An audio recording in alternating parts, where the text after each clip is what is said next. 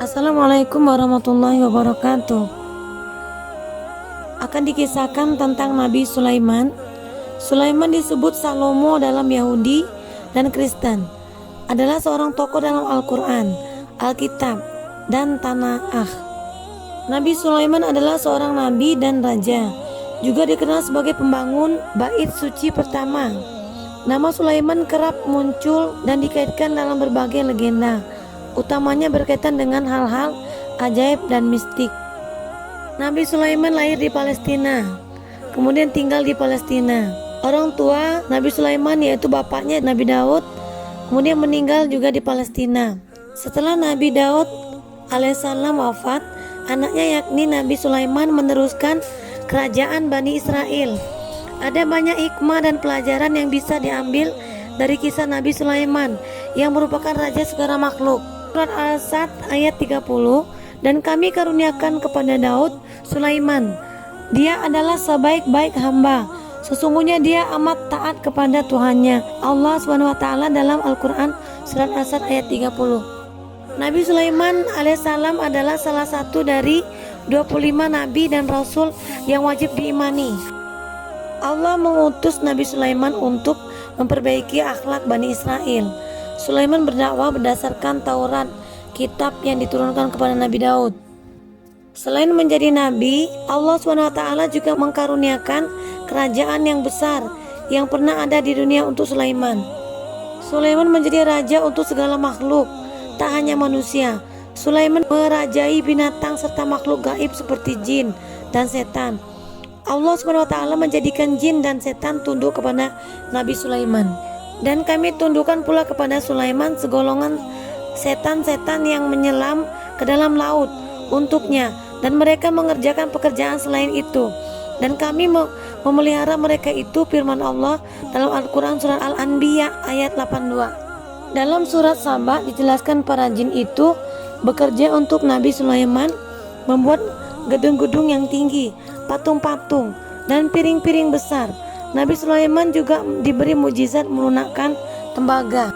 Alkisah, pada suatu hari Sulaiman mengumpulkan bala tentaranya yang terdiri dari jin, manusia, dan burung-burung yang berbaris dengan tertib. Saat memeriksa kawanan burung, Sulaiman melihat burung hudhud tak ada di tempat. Aku tidak melihat hudhud. Apakah ia termasuk yang tidak hadir?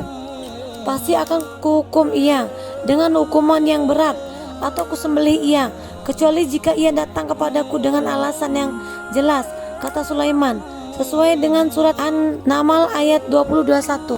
Tak lama kemudian hudhud pun datang dan langsung memberi kabar dari negeri Saba.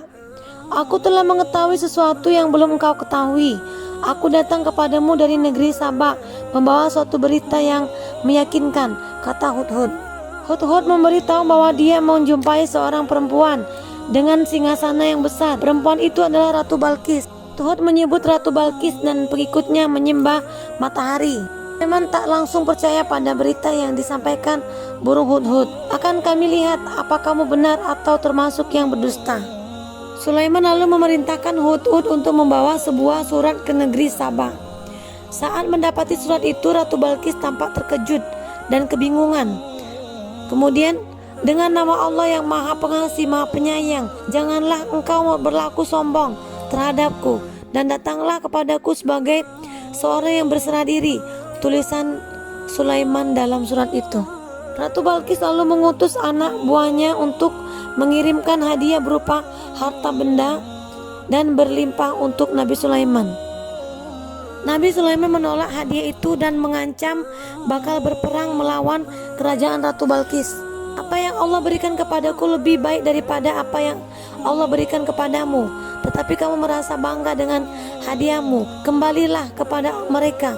Sungguh kami pasti akan mendatangi mereka dengan bala tentara yang mereka tidak mampu melawannya, dan akan kami usir mereka dari negeri itu secara terhina, dan mereka akan menjadi tawanan yang hina dina, kata Sulaiman.